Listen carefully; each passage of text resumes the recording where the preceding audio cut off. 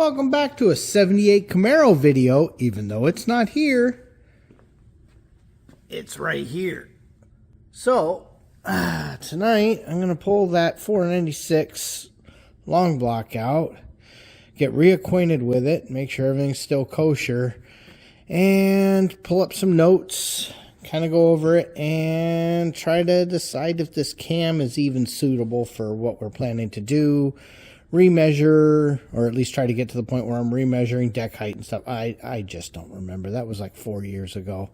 So this was originally the short block 496 we were going to use in the 55.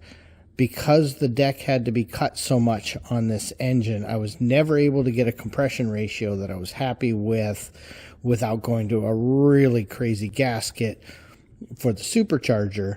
However, we don't care about a supercharger here, and if I'm aluminum heads, 10.75, even 11-to-1 on okay gas here with a little bit of overlap, I think I'm happy with that. But the cam in here, which I need to re-look up, was done with a supercharger in mind, so I think it's a very wide LSA, or lobe separation angle, which means it would have great vacuum, but it's not going to be his high end for power. So just spend a little time, get it reacquainted, dust this thing off. It's been sitting here for a little while. And yeah, welcome back. All right, we've pushed her out. Oh, spider web. Okay. Well, hopefully things didn't get too bad. We hadn't originally planned on storing this quite so long. So here are the lifters, a couple bolts. Not sure what those, well, maybe for carrying it. Okay, what do we got here? Well, honestly, okay, this could be worse. This could be a lot worse. So, let's see, just a little bit of flash that should clean up. There you can see the repair. This is why it was decked so much. Yeah. Okay. Yeah, we haven't looked at this in a few years. Yeah, I see all the bores still look nice and tidy. Like I said, there's a little surface corrosion here. That'll clean right up. Okay, that makes me feel better. And with a little magic from WD-40 and some blue towels, we're starting to spin her over. You can see I'm pushing all the crud out here. But she spins over real easy. Yeah, unfortunately, I'm pretty confident in us wanting to change cams. I'll look her up here shortly. Real bummer, because it's all together, and that means obviously the tin's going to have to come off, and, all the good stuff. But letting the rings do a little cleanup here, as you can see, it looks pretty nice. So, got some cleanup on the deck. Not a biggie there. We'll do that with probably steel wool, but we'll do it just before it's time to put gaskets on. Today is all about getting reacquainted and figuring out what we want to do. Okay, now we haven't looked yet, but this is a bridge, and that's a dial indicator. You can see how it works. You can see 0 can be moved. If I go across the deck, you'll see we're at 0. And I can do it at multiple places to prove it. The spot on the piston, because it's a domed piston that I care about, is this flat here. So, okay, let me find a way to show you guys. Okay, let me get this re-zeroed. And then let me look in the camera. Okay, you can see good enough. Okay, so see how right now that went back 25 mils. Okay, I'm going to start, and we're 10 degrees below top dead center. So I'm going to start bringing her up eventually. Obviously, I went to a smaller ratchet than I had. See how she's coming up? She's coming up. Okay, so right there, we're even with the deck. So we're 1, 2, 3, 4, 5, 6. Okay, you saw that. We were 6 mils out of the deck. So I'm going to back her up and get to, that is as high as we can go. We can't really, and remember, there's a little rock on the piston. Not much, but I mean, you know, you're talking just a little. So let me back her up again. Okay, so we're below top dead center. Coming up, coming up, coming up. And okay. So that's as high up as this piston can go. And you saw I was able to rock it 2 mils just by doing that. Okay. And, well, you guys can't see it. We're at top dead center. Imagine that. So, with this at top dead center, and with the piston sticking out, see, as I'm sliding, see how it jumps up? Boom, boom, boom, boom, boom, boom, boom. That tells me, and I would do it for all 4 corners, that tells me that rather than being, you know, 10, 15, 20 mils in the bore like you would see on a stock block, in fact, I've seen them even deeper than that, this piston's proud. So, in fact, here, we have a head gasket sitting up here. It's not for this engine, but it'll show the point. Let me grab a head gasket. This is for a small block Chevy, obviously, and is what you would call a shim. This is a 1094, which is a 15 mil shim. So it's not a composite or anything like that. It's literally a piece of stamped metal. When this is torqued down, it is 15 mils. Now, it's very, very, very thin. It's usually used for smog heads to bump compression. Anyway, a typical head gasket for a big block Chevy is going to be 39 to 41. Those are going to be your typical stock, both in MLS, composites. Doesn't matter. That's going to be about average. So right here, if I round up, and let's pretend number 8 sticks up a little further. Let's say our worst case is 8 mils. Okay, so if I have a 39 mil gasket, that means I have 31 mils of quench. So if my head was flat on top of that gasket at this point, there would be 30 mils or 31 mils between the face of this piston and the top of the head.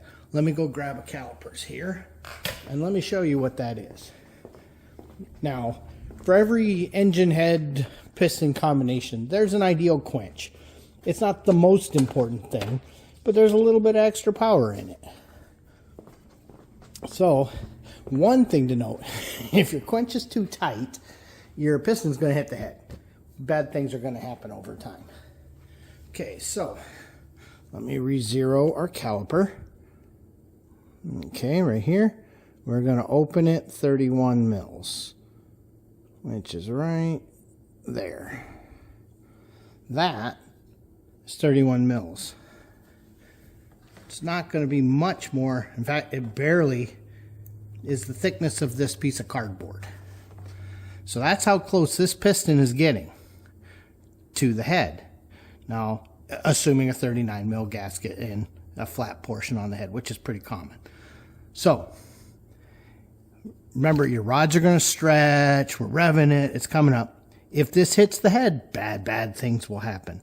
So, for the type of rods we have, the type of pistons we have, the type of gasket, which will also swell and everything, we have to determine what our ideal quench is. Once we know that, and we know that gaskets are going to be available, then we need to figure out what the compression ratio is going to require from us. So see how this portion of the piston is sticking up. Hopefully you guys are seeing that. But this is recessed. There's even a little bit that you would account for around the seam here. From the manufacturer, there will be a how many cc's plus or minus we need to account for in this one. The head is also going to have a value from the chamber. It's a big block, so say it's 120 cc's or something along that line. Between all that math, we can figure out what the compression ratio is. We're running 91 octane pump gas. That's what we can readily get here. Aluminum head, I feel comfortable with 10 3/4 to 11 to 1. Hey, maybe I'm in shot, but I have no way of knowing that. So if I am, great. So we have no way of knowing just yet what we want to do because we just took the first measurement. We'll do all 4 corners. We'll note that down. But that's something we need to know. See, what I had hoped for the first time we built this was this to be 10 mils in the hole, not 10 mils out of the hole. So unfortunately, it is what it is. That's the gamble at the machine shop. You get back what you get back. They do what they have to. In fact, you can see we still went for the lightest cut we could, and you can still see witness marks from the previous gasket set. So it's not like he was going crazy. It's just, what do you do? So anyway, that is step the first. Realistically, we have a few series heads that we have used. Here, let me take you out of the camera holder here. We have a few heads that we have used very successfully in the past. Those Race Right BBROs from Brodix are freaking great for the price. That's really hard to beat for the price. Maybe you can see them up there. Got a set on there. We got some on the Corvette. They're great for the money. AFR also makes a good. I mean, there's a lot of good heads out there. So we'll have to look into that. Like I said, I'd like to be in that 10 3/4 area, I think, for this build. So, yeah, time to take a few measurements. Okay, we took those measurements, and actually I took them a while ago. Been kind of going through, so you can see I noted them here.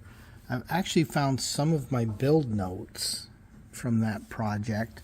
And one thing you'll notice, yeah, I thought it was a wide LSA. That 114 LSA, yeah, it'll have manners, but it's not really what we're looking for. So this cam definitely isn't going to be the option for what we want to build now. I do like the 286, 296, which is your advertised. With 635 on the lift, it is advanced 6 degree. I mean, that's fine. But the other thing I'm really looking at right now, I've got every bit of information on the kit we used except the balance, because this part number is not valid anywhere anymore, and I don't know what that L19 means. It probably was internally balanced, but there's a lot of money to go with probably. So you can see, some of the stuff we did already buy and do, and some of it was in the plan. Originally, we were looking at Magnum heads for this build. Of course, these are prices from 2017, so take that for what it's worth. But yeah, so that tells me the tin's coming off, that cam's gonna come out. That's a bummer, but yeah, it's not really what he's looking for, so that makes sense. I'm fine with that. Heads, I'm still working on that. We are 18cc domed pistons that come out, so at some point I need to look at a compression ratio calculator with reasonable gaskets and kind of see where we're at and see if we can get away with standard heads to do what I want to do. I'll be right back. Alright, looking at several of the Brodix Race Rights, which, like I said in the past, we have used and been very happy with. 119 chambers are pretty common, so I've got lots and lots of options, so I can really kind of fine-tune based on that. Traditionally, in the past, we have used the oval port. A build like this, probably going to be leaning more towards a rectangular port. Really depends on what we want to do for intake system. There's a lot of things you got to kind of decide all at once, but what I care about now is 119cc. So we go to a calculator You know, here's bore, 4.31, stroke is 4 1/4, 119. It's an 18 dome. We're rounding up because our worst case was 9 mils. Let's just say it's 10 mils. Let's say we're using a 39 mil gasket, 8 V8, you know, 10.5 to 1. Gasket choices will be all over in there, so you can really fine tune at the gasket. So whether I go with like a 38 mil gasket or a 42 or a 41 or whatever, that'll kind of fine tune it in a little bit. The important thing is this combination is feasible and is in the wheelhouse. I've got to take a little time, decide what I want to do for a cam, because the cam's really going to dictate the flow that I want out of the head and what intake runner volume makes sense. So there's a little bit of voodoo here, honestly. So got to kind of play with that. I got a few days, I think, to make that decision. A lot of tonight has been just getting caught back up. I haven't looked at this engine since I think April of 2017. So luckily it's in pretty good shape. I'm real happy about that. It spins over real easy. It's a bummer I got to take it all apart. Well, not all apart. We can leave the rotating assembly, but we'll pull the cam, set it aside for another application. You never know, because I guarantee they're not gonna replace that. It's been too many years. But we don't have to buy lifters, so there's that. We hadn't done push rods or anything yet anyway. I don't like to buy those until the heads are mounted. You know, it's not that expensive or time consuming, honestly, to get custom length push rods. So always worth it.